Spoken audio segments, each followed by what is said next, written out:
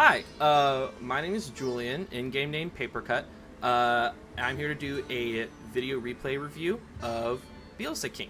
Bielsaisking is a gold player who asked for me to look at his game footage, and I love doing this. So if you're someone who also wants some coaching, I am a high Diamond, low Conqueror player, though thanks to a recent losing streak, I'm back to Diamond 2.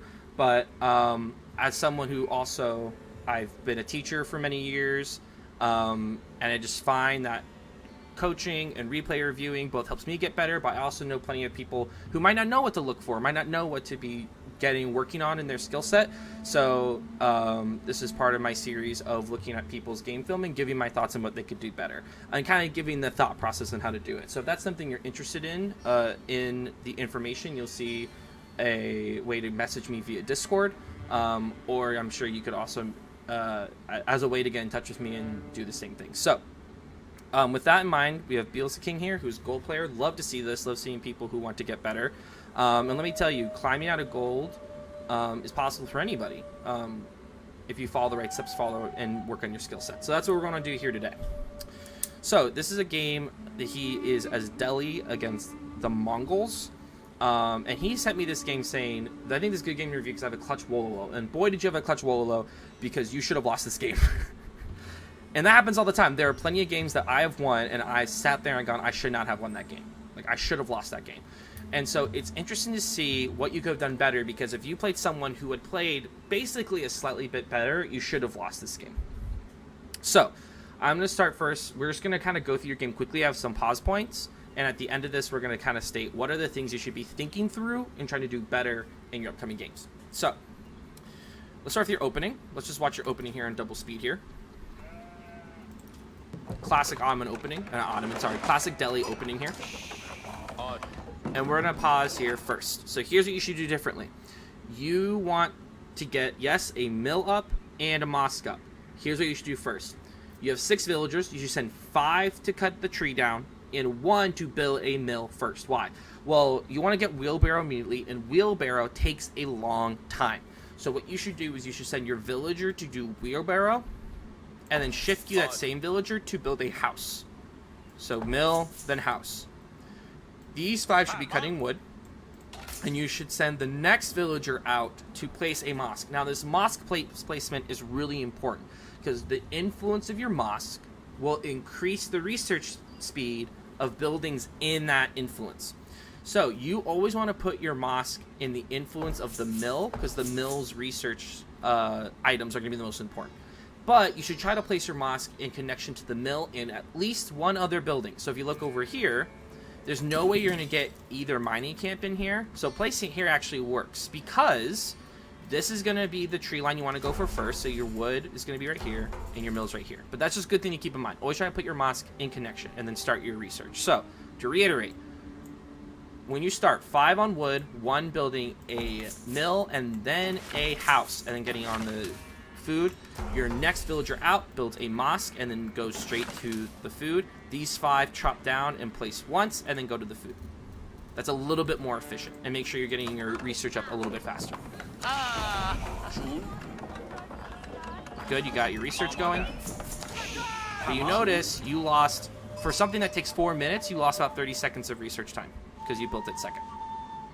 I like how you immediately scouted out, knowing that as Dehli, you have these berries to eat from. You want to scout out a little bit farther, cut back down, beautiful. Now, here's what we're going to do our next pause point. One thing that'll help you get better is when you enter the game, you want to already be thinking of, what is my opponent most likely to do? Like, as their Civ, this game's been out long enough that as the Civ, we kind of have a general idea of what they're going to try to do. Mongol is going to want to rush you a lot. Mongol players know that you want to be on berries, which is something they could harass, or you're going to be on gold, which is something they can harass. So you should expect most of the time for high-level Mongol players to want to rush you. So what you should actually do is when you're setting your scout up, go up and check for their stone and their uvu. Does their uvu have a barracks? Then you know that they're coming down to try to harass you in some way. You didn't check that, so you had no idea. And lucky for you, he never did. Cool. So you send out your next for gold. That's correct. You have 9 on food. You need 3 on gold, which is what you do. Beautiful, beautiful, beautiful. You drop off. Next. Love how close your sheep are to your town center. That's going to be really efficient when you eventually have to move back to here. And then you build a Dome of the Faith. Now, not the worst thing in the world. Already you should have one villager build your next house just so it's out of the way. Or if you want, you could send them and build a lumber camp. And they should be able to get enough to get the house up before your pot blocks. But use the wood when you get it immediately. Don't let it sit. So you build the Dome of the Faith. Overall, I would say Tower of Victory is better than Dome of the Faith.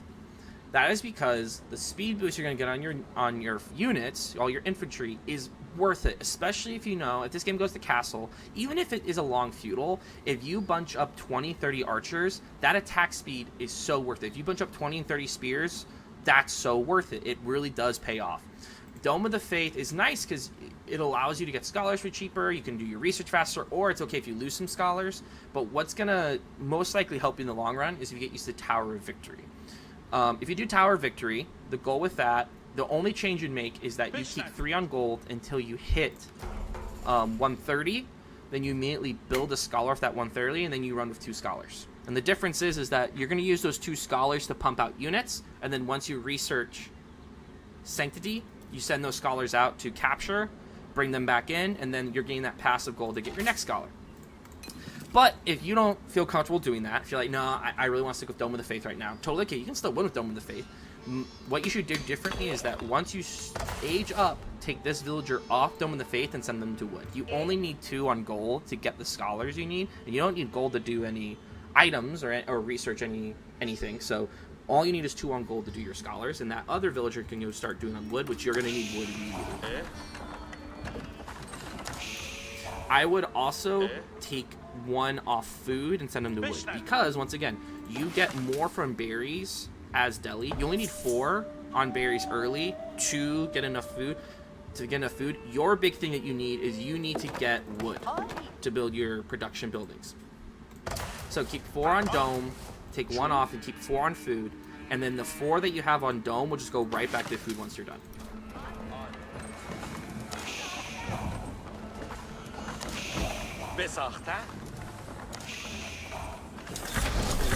So at this point, here's where you make your first little You scout, and you don't actually see what he went up with.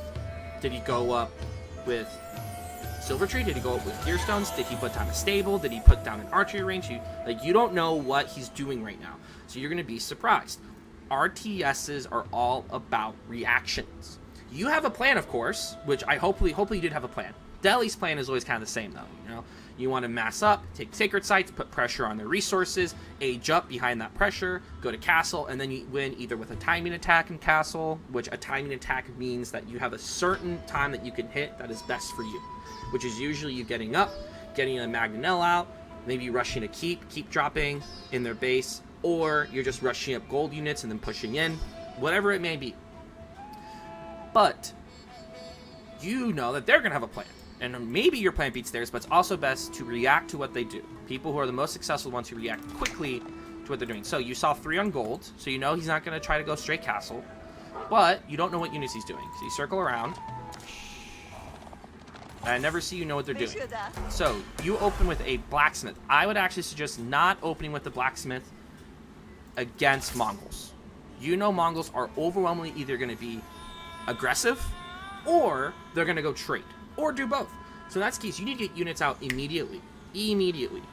Getting a Ghazi Raider out a little early on the trade line can kill trade's momentum. Getting a couple spears out can make sure you don't lose villagers. So I would actually start with production first against aggressive Cis. Mongols, French, even Ottoman. Who else would I say would be aggressive? Malians. You want against aggressive civs, you want to go production first. And you have enough wood. You should have production down and be building this blacksmith. Now, what production you go for, you don't know. You don't know where he's going. A safe bet would be spears. Spears will allow you to start making walls and would counter Keshiks or his own spearmen. And then you go into archers. Or you could go heavy Ghazi Raiders. So I would either do spears or Ghazis first. So let's see what you end up doing. You put down Ghazis, great. Mass up some Ghazis. Now here's going to be the consequence of your lack of scouting. Boom. So you see Silvertree and Keshiks. What does that tell you? RTSs and learning itself, for someone who's a teacher, is asking questions and answering them. You see the Silvertree and you see the stables. You should ask yourself, so what are they trying to do? They're trying to go trade, and they're trying to pressure me with Keshiks. His goal is probably, can I use 2 or 3 Keshiks and keep him in his base? Can I keep harassing him, run around, keep harassing him, and while he's so focused here, I get my trade up, and then I'm going castle. And, once again, since you didn't check what they're doing, you didn't know these Keshiks were coming. And, since you didn't get your production out earlier, you don't have anything to defend. See how that all rolls together. A little bit faster age up, production building first, a little bit better scouting, puts you in a lot better position than where you are right now. So you're going to lose 2, and that sucks. That really sucks, because you've lost your villager advantage that you kind of get naturally from playing against the Mongols. Make sure you're always, whenever you get about 1 square's worth of space, put down another lumber camp. But here's what's interesting to me. You know you have Keshiks right here, but you're rallying up here. What are these Ghazi Raiders going to do for you? Because 2 Ghazi Raiders, while they probably won't beat Keshiks, can put up a fight so your guys can run away, and then you pull them back and heal them. In fact, if you pop these 3 Scholars out, you could heal your Ghazis while they're fighting and win that. Use Dehli's resources. The key to AOE 4, I'm going to say key a lot, I'm sorry. It's one of my verbal tics, but use your Civ's advantages. What's your Civ's advantages, Dehli? You can get out units really fast early with Scholars, which you've put 1 in here, but you also get 1 in here. And you have Scholars, so you can heal early on. You can heal in combat, while the Mongol player does not have that. Except with Keshiks hitting, but that's minor. Not only that, you're not even making all the things you can make. Look at this. You're floating 400. This is a big thing that separates the best players from players like me, and then the players like you, and all our different levels, is how well are you using your resources. Your goal. If I want to fight, I'm using my resources. If I want to go to the next age, I save my resources. What do I mean by that? Well, you should never reach your age up resources on accident. You shouldn't, aging up because you magically have resources is actually really bad. The amount of times I have lost games, but I have thousands of resources sitting because I don't have the production and I'm not making units, it's harsh. So, what makes Dehli successful is making units early and putting pressure. So, my suggestion, whenever you make production buildings, put them all on control 3. Put them all on control 3. Then what you do is you're always clicking 3 every 10 seconds. Click 3. You can use then tab to cycle through. Do it in a practice round. Do it in a quick play and practice it. You can tab through your different production buildings and quickly keep queuing up. You should always keep queuing up your units so you always have a mass. You never want to be behind on that. So, I've said a lot there. So, quick summary before we move on. 1, picking your options based on your opponent and reacting accordingly. Knowing, scouting so you can react accordingly.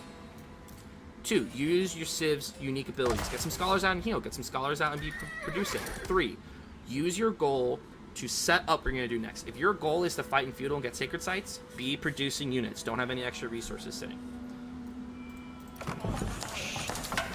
So you get a spear and a Ghazi Raid down here. Unfortunately, it's not enough to actually defend. Why are these up here? Rally them down. There, now you've done it. You still have these units sitting here. You know what you actually could have done? You could have sent these units right here. You know he's going to try to trade. Send them up to the trade line. If he's not trading yet, start attacking his gold villagers. Put some counter pressure on him. Because if he's reacting to you, he's not sending more units to you. Because I bet he's getting more units for setup. Once again, Dehli's resources. Why are you walling with a villager? Never ever wall with a villager. Wall with your units.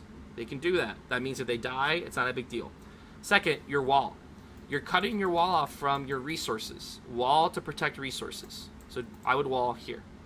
So you have this protected.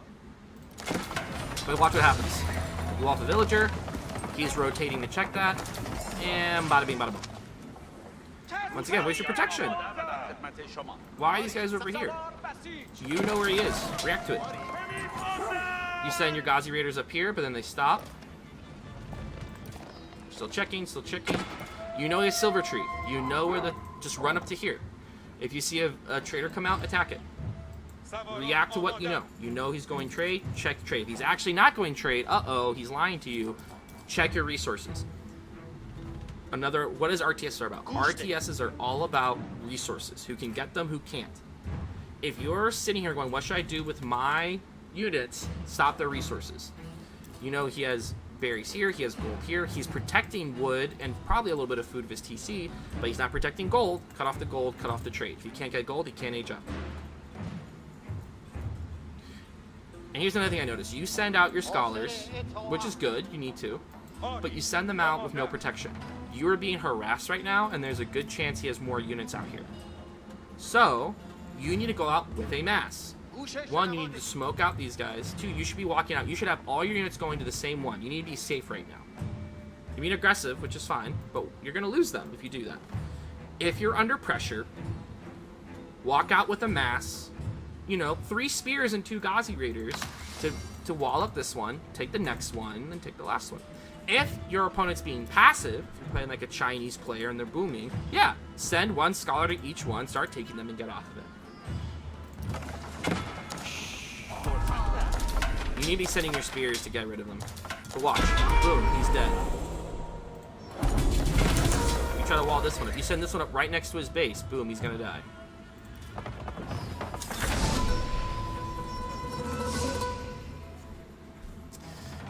A good rule of thumb is you want to have a thought process cycle going on in your mind. Is it every 10 seconds, every 5 seconds? Is it after every sort of mini event? Whatever it is, you need to every like 15 seconds check your resources and go, am I splitting my villagers correctly? You are doing Ghazi Raiders, which take 30 wood, and you're doing spears, which take 20 wood. You should look at your resources and go, why do I have 696 wood? Well, use that wood. Take a villager and make another blacksmith, which you did, good. And then make another stable. Make an archery range. Start mixing up your unit comp. Take 4 of the villagers and send them over to the berries. Do something where you don't need this much wood anymore. Build a market so you can buy it. But the point being is use your resources and then transfer your villagers to better set up the resource pack. Looks like you started doing that. This is a little gutsy. If you had played a Mongol player of higher skill, anytime you sent your villagers out and they're not protected by walls, you'd have something there. Mongol players know that as a Dehli player, you are food hungry. You produce units a lot, you produce them quickly, you'd be food hungry. There'd be a Keshik right into this group right here. You'd walk down, there'd be a tower here. So it's really important to always make sure that if you're securing resource against aggressive civs, build a tower. You have the wood for it, build 2 towers. It'd pay off. Boom, they're dead. Because once again, you need to come out with mass. React. What's your opponent doing? He's raiding everywhere to slow you down. So, slow down the game. If you send these, you know he's going heavy Keshik right now, send your spearmen back and start raiding the trade. Or have all of these spearmen build this to secure it. Build up another mass, send it out. You should be moving in masses of units.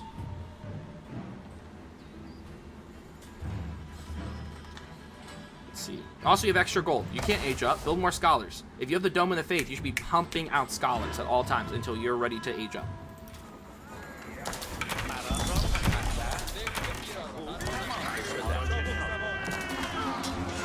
You send your units in. And this was a nice get. But he aged up. So you send your units in because he aged up. Now here's the problem. You're about to be facing a bunch of gold units, and he just killed a good amount of your units. You have some massing up here. If you had had these units up here, you'd have been good. Which actually leads me to the second point. If you're going to fight, rally your units up to the next fight point. The amount of times I have lost the fight, and I have now watched people lose fights, because the units are not rallied to the correct spot, pretty high. Look at this. They're not even rallied. You have 3 archers sitting here. Put them all in the same control group. I suggest control group 3. When you're about to fight, click 3, rally it close to the fight, so you're always getting reinforcements. So now he's going to get gold units, and you have Ghazi Raiders, which can help, but he will overwhelm you with gold units. So you try to quickly age up, which is the correct thing to do. You need to age up right now. So you age up. And here's where, to be successful with Dehli, you have to be forward thinking. And keep in mind, his trade is booming right now. Let's look. How many traders does he have? 8 traders. Each doing 16. He could have more. A better Mongol player would have more. But he's making dough off of this. And you know what he's going to do now once he gets interject. He wants to mass up, lock in, drop his curl tie, and take you out.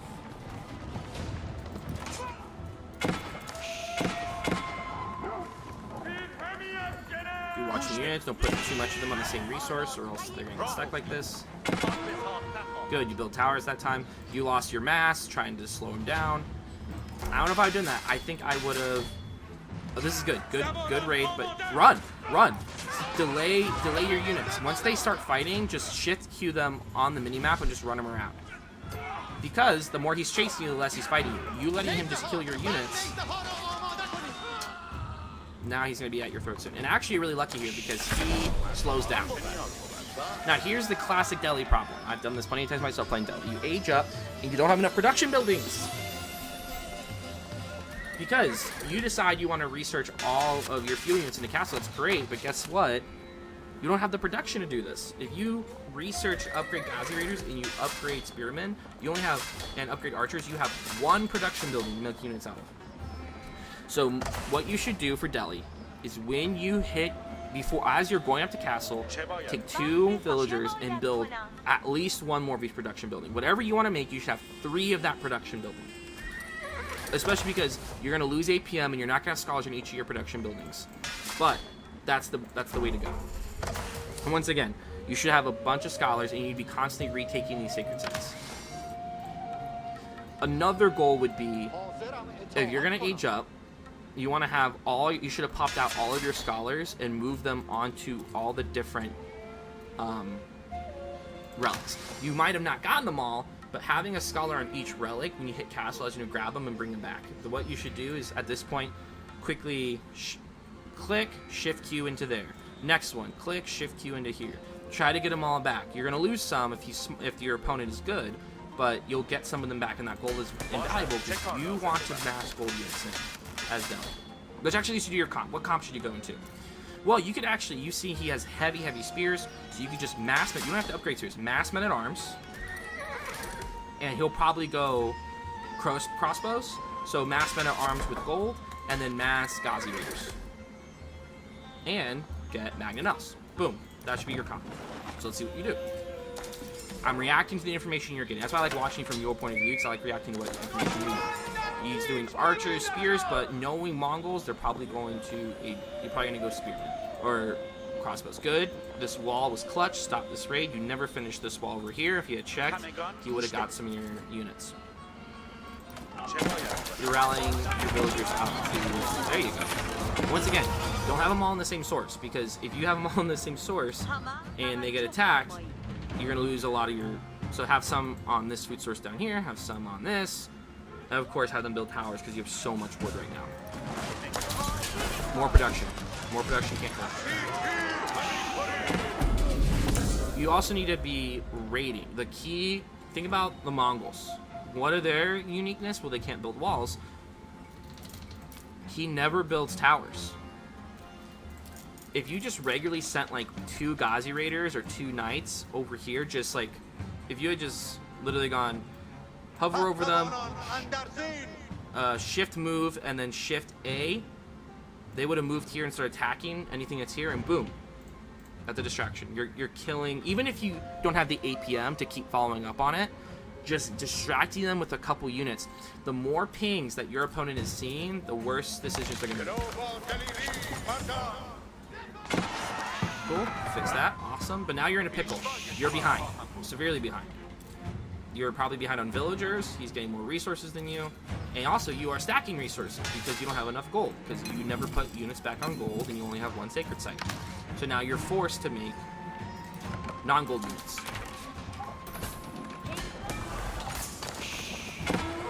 Once you get enough stone, you should be building keeps near your resources.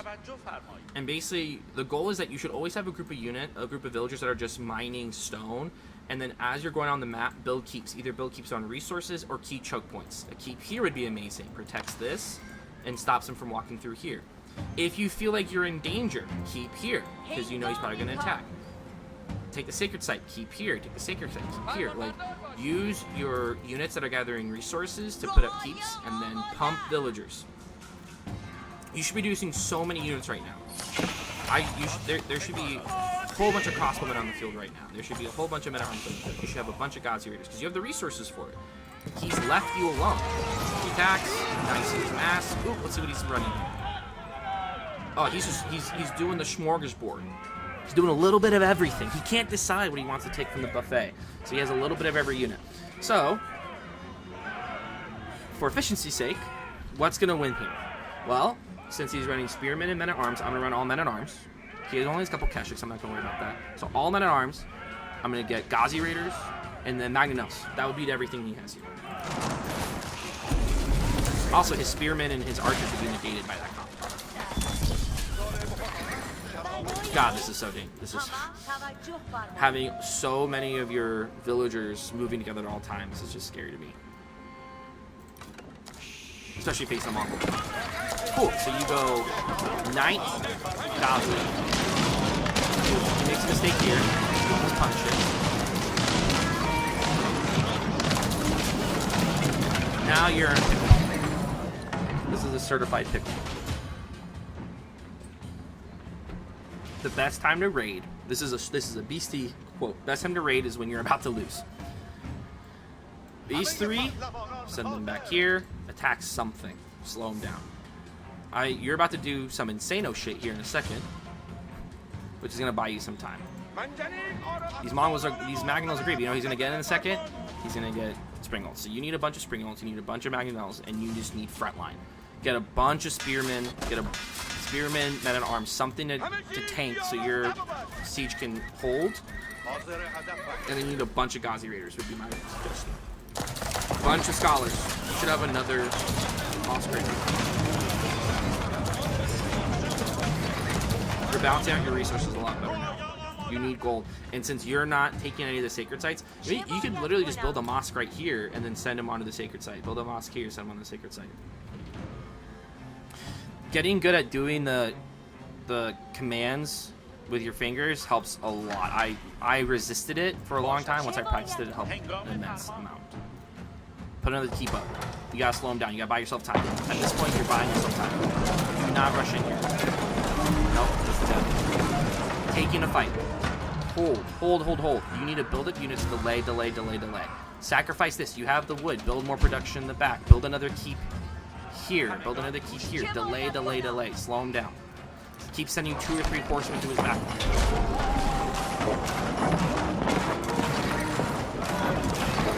And he's being really passive here. Like, he could have wrecked you. If a better Mongol player would have been sending enforcement to just raid while he's sitting here. There'd be Keshik raids all over the place. Now this was wild. The keep drop. And it worked. Amazing. Now, when I first saw this, I was like, I would have snuck him back here and placed it right on the trade line. Reason being is because as a Mongol player, he can just move his stuff. Like, a good Mongol player would have immediately just packed up all of his pastures and moved them here, packed up his TC, moved to here, and been fine. You needed to put a keep on the thing he can't move. He can't move trade. So you can go up here and put the keep here. Or put the keep farther back. But you're going to put the second keep up in a second. This was just insane. This was wild. And it'll buy you time. But also look what's happening up here. You're getting wrecked up front. And this is what I mean is that you should have lost. This man had you by the numbers. Yes, you killed a bunch of his villagers. Yes, you're going to kill a bunch of his trade here. But he had you. In all action, if he played this way. He got impatient, is really the problem. If he had just held his units here, he would have been fine. But he goes in and starts killing your villagers over here. Are you building villagers out of your... You are. Amazing. Very nice. Build more keeps. Even though they suck. This shouldn't work. It does. beautiful desperation, but this should not work. This is absolutely insane. Now, I would probably argue that the reason he messed this up is that he probably was building something over here to try to stop your keeps, and then he didn't know you had 2. Absolutely insane. But you should have lost this. In fact, he still was ahead. Look at the score. He still doubled your score. He really should have still beat you. And if he had played better, he would have beat you. Sorry, my dog's gonna bark at the delivery. Don't do that. No, go back to sleep. Honestly, he still should. But then you walk back up, use his units to beat him. You test. He never repaired this. You catch it. That's beautiful. You take the rest. Once again, a market would be huge as oh, you have it right here. Buy a bunch of food, build more production, but you turned it. Anything is possible. Dreams really do come true. Nice try on this one, but these keeps did their job. They distracted him. They most likely saved you. Do you know win this?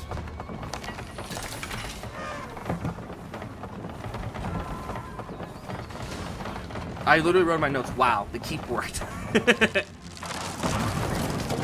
Hey, desperate times call for desperate measures, right? But he's never able to mass up. He lost a lot of villagers. He is also, look at his miss macro here. Look at how much wood he has. Look how much stone he has. He really should be able to come back from this. He's got you tower.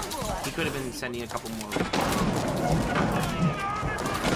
And that's not to talk down on what you did. You came back. You did the right moves to come back. But this model takes a little bit of both. So let's stop here and talk about overall what's the big picture things that I should be seeing out of you. So as I said, one, a cleaner opening. As I described in the beginning of the video, try it. My biggest suggestion is always go on AOE World, look up top like 1,400 or better players, skill level wise, and watch their openings. So if you want to see a Dehli open, watch a Dehli opening. Use the powers of the Dehli. Produce units early and often. Use your scholars. I would suggest doing Tower of Victory if you don't feel comfortable doing that. You should be producing a whole bunch of scholars. 3. What to push and how. Take fights that you know you can win. If you can't win a fight, run away. Make sure that you're responding effectively to what your opponent is doing. Scout. If they're coming with Keshiks, get some Spearmen and Gazis out. If you're being harassed, push them back, wall up, and then move in mass. If they're raiding you, if they're raiding aggressive Civ, make sure you're putting up towers and stuff when you're moving out on the map. People, as you get better and climb, will know your Civ's weaknesses and will try to exploit them. Lastly, macro and production. Have like a 10-15 second timer in your head asking yourself, what am I trying to do? What's my goal? I'm still fighting in feudal. How are my resources looking? Oh, I have too much of this. Awesome. I need to be rallying to a different resource, maybe take 2 or 3 villagers off and move them to that resource. What am I building? What do I need to do well on that?